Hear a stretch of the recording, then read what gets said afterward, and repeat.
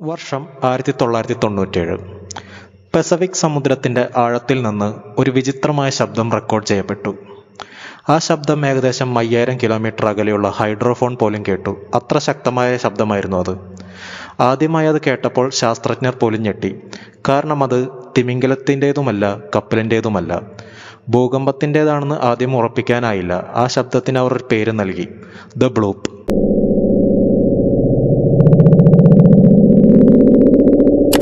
1997 അമേരിക്കയിൽ national oceanic and atmospheric administration, അതായത് NOAA, സമുദ്രത്തിനടിയിൽ ശബ്ദങ്ങൾ നിരീക്ഷിച്ചു കൊണ്ടിരിക്കുകയായിരുന്നു.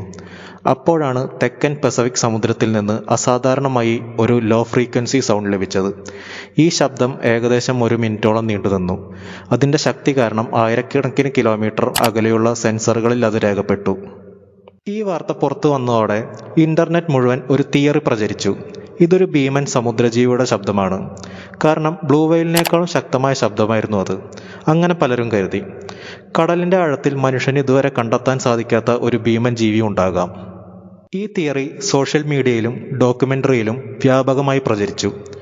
പക്ഷേ NOAA അന്വേഷണം തുടർന്നു. അവർ വർഷങ്ങളോളം ഇതുപോലുള്ള ശബ്ദങ്ങൾ പഠിച്ചു. പിന്നീട് അന്റാർട്ടിക്കയിൽ സമീപമുള്ള വലിയ മഞ്ഞുപാളികൾ പൊട്ടുകയോ ഉരസുകയോ ചെയ്യുമ്പോൾ ഉണ്ടാകുന്ന ഐസ് ക്വേക്ക് ശബ്ദങ്ങളുമായി ദ ബ്ലൂപ്പിന് വലിയ സാമ്യമുണ്ടെന്ന് കണ്ടെത്തി. ഇന്ന് നിരവധി ശാസ്ത്രജ്ഞർ ദ ബ്ലൂപ്പിൻ്റെ ഏറ്റവും സാധ്യതയുള്ള വിശദീകരണം അതാണെന്ന് കരുതുന്നു. എങ്കിലും ദ ബ്ലൂപ്പ് ഇന്നും ഇൻ്റർനെറ്റിലെ ഏറ്റവും പ്രശസ്തമായ ഓഷ്യൻ മിസ്റ്ററീസിലൊന്നാണ്. കാരണം ആദ്യമായത് കേട്ടപ്പോൾ ആരും അതിൻ്റെ ഉറവിടം തിരിച്ചറിഞ്ഞില്ല. അതുകൊണ്ടാണ് ഇന്നും പല കോൺസ്പിരസി തിയറീസിലും ഈ ശബ്ദം പ്രത്യക്ഷപ്പെടുന്നത്. അപ്പോൾ ദ ബ്ലൂപ്പ് ശരിക്കും അജ്ഞാത സമുദ്രജീവിയുടെ ശബ്ദമായിരുന്നോ?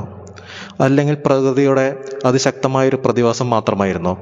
നിങ്ങൾക്ക് എന്താണ് തോന്നുന്നതെന്ന് കമൻറ്റ് ചെയ്യുക. അതുപോലെ ചാനൽ ഫ്രണ്ട്സിന് ഷെയർ ചെയ്യുക. അതുപോലെ ചാനൽ മറക്കാതെ സബ്സ്ക്രൈബ് ചെയ്യുക. നാളെ ഞാൻ മറ്റൊരു വീഡിയോ ആയിട്ട് വരുന്നതായിരിക്കും.